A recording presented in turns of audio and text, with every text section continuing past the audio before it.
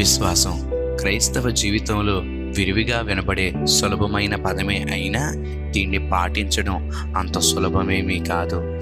ఎందుకంటే కంటికి కనబడని దేవుని వైపు కన్నులెత్తి ఆయనను పూర్తిగా నమ్ముకోవడమే విశ్వాసం. విశ్వసించువాడు కలవరపడడు అని వాక్యం విశ్వాసం యొక్క శక్తిని మనకు చాలా స్పష్టంగా తెలియజేస్తుంది.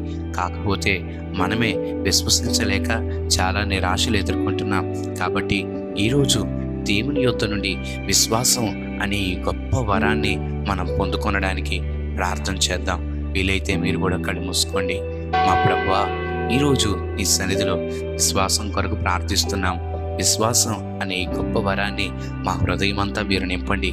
నీ పైన నమ్మకం ఉంచడానికి మాకు సహాయం చేయండి. నీ కృపలో మమ్మల్ని బలపరచండి. మీకే మమ్మల్ని మేము అప్పగించుకుంటూ యేసయ్య నామములో ప్రార్థిస్తున్నాము తండ్రి. ఆమేన్.